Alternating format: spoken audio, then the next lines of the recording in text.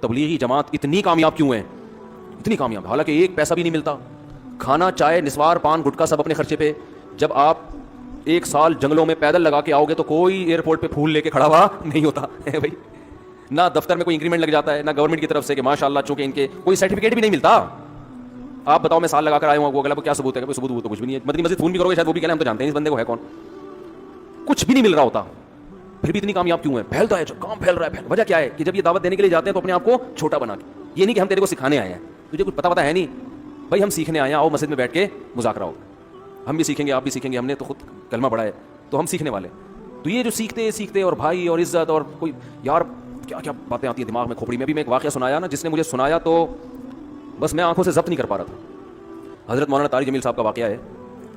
ایک شخص آیا مجھ سے ملنے کے لیے, خواجہ سرا. میں تو پہلی دفعہ زندگی میں کوئی خواجہ سرا مجھ سے ملا, میں سمجھا کہ پراپر آدمی, اتنی بڑی اس کی داڑھی اور رنگ ماشاءاللہ بڑی مردانہ وجہ, لیکن جب بات چیت کا انداز ہوتا ہے تھوڑا سا وہ ایٹیٹیوڈ سے اندازہ ہو گیا کہ یہ مکمل مرد نہیں ہے. تو اس نے مجھے خود بتا دیا میں خواجہ سرا ہوں. میں نے کہا بھائی ہم سے ملنے کے لیے کیسے آیا آپ, اتنی بڑی داڑھی آپ کی. اس نے اپنا جو واقعہ سنایا نا, میں 3 دفعہ وہ واقعہ سناتے ہوئے رویا ہوں, اور جب وہ سنا رہا تھا اس وقت میرے آنکھوں سے آنسو نکل رہے تھے. اس نے یہ ابھی بھی میرا بیان سنتا ہے وہ, اس نے واقعہ سنایا کہ میں جب پیدا ہوا تھا نا تو میں خواجہ سرا تھا. گھر میں ایسا بچہ پیدا ہو جائے والدین کی طرف سے عزت نہیں ملتی. جب 10-12 سال کا ہوا تو نہ بھائی مجھے عزت دے رہا ہے اور نہ میرا والد مجھے عزت دے رہا ہے. میں بھائی کے ساتھ کہتا ہوں مجھے باہر لے کے جاؤ تو کہتے ہیں لوگ میرا مذاق اڑائیں گے تمہیں دیکھ کے. ظاہر ہے اس کی حرکتیں تھوڑی زنانہ لڑکیوں والی حرکتیں ہوتی ہیں, اور والد بھی کہیں محفلوں میں نہیں لے کے جا رہے, ایک مذاق اڑایا جاتا ہے. کہنے ایک دفعہ میں کہیں گزر رہا تھا تو یہ جو ہوتے ہیں نا خواجہ سراؤں کی پوری ایک جماعت تھی, انہوں نے مجھے پہچان لیا, دیکھا اتنا اچھا اس وقت نا اس کی داڑھی, اور یعنی اس میں خواتین والی ہی علامتیں تھیں زیادہ.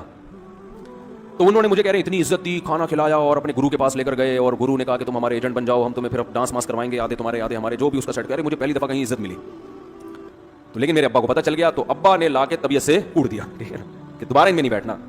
ٹھیک ہے ہم نے توبہ کر لی بھائی, یہ برے لوگ ہیں, ڈانس ماس اچھی چیز نہیں ہے.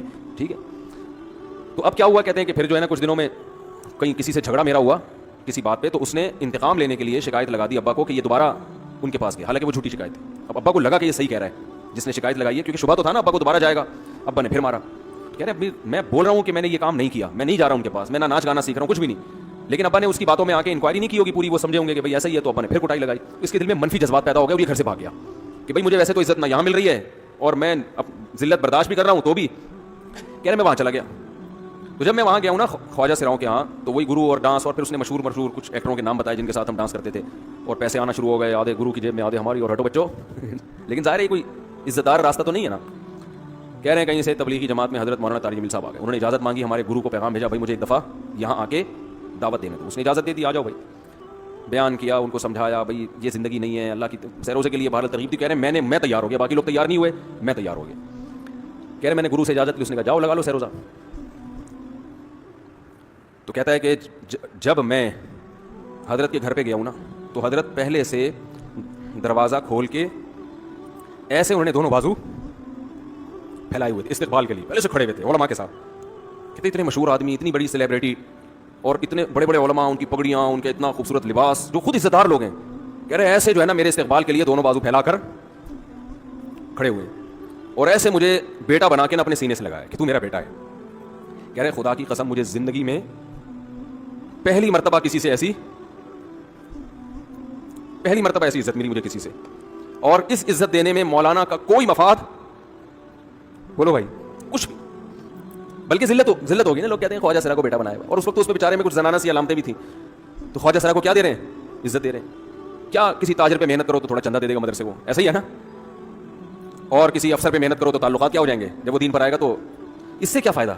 اس کو تو باپ ایسے ان لوگوں کو ریجیکٹ کر دیتے ہیں, بھائی اپنانے سے. کہہ رہے مجھے یہ اپنا رہے ہیں, ایسے سینے سے لگایا انہوں نے, اور مجھے سہروزے کی جماعت میں اپنے ساتھ لے کر گئے, کھلاتے تھے, بڑا خیال رکھوایا میرا. کہہ رہے اس کے بعد پھر میں نے گرو سے اجازت لی, وہ گرو چھوڑتے تھوڑی, ان کو پیسے ویسے دیے, جان چھڑائی نا, وہ بھی غلامی کی طرح نکلنا پڑتا ہے, پیسے دیے پتہ نہیں کتنے لاکھ یا کتنے ہزار روپے. وہاں سے پھر نکل کے 4 مہینے اس میں بھی خیال کیا. تو پھر تبلیغ کے بزرگوں سے ملا, پھر انہوں نے پورا مجھے بتایا کہ بھائی تم یہ علاج کرو تاکہ تمہارے اندر یہ زنانہ علامتیں ختم ہو. تو وہ علاج کر رہا تھا ماشاء اللہ, انجیکشن لگے, انجیکشن میں ڈاکٹروں کی بھی مدد کروائی. یہ ایسی NGO ہے میرے بھائی جس کو کوئی بھی NGO نہیں کہتا, نہ ان کے کوئی اشتہار آ رہے ہیں. کتنے لاکھوں لوگوں کو اس طرح سے یہ لے کر بھی آئے اور ان کے مسائل بھی حل کیے, مگر نہ کوئی ویڈیو بن رہی ہے, نہ کوئی اشتہار آ رہا ہے. یہ تو اس نے خود مجھے بتا دیا نا, اس نے کہا ایسے سینکڑوں لوگوں کے ساتھ ہوا ہے. تو اس کی ماشاء اللہ داڑھی نکل گئی. اس نے کہا آہستہ آہستہ میں اللہ سے امید ہے کہ مکمل مرد بن جاؤں گا میں. تو یہ ہے وہ دعوت جس میں آپ کا کوئی مفاد بولو نہیں ہے. تو دعوت کے کام میں جب تک اس درجے کا اخلاص نہیں ہوگا اس وقت تک آپ کی دعوت میں جان پیدا نہیں ہوگی.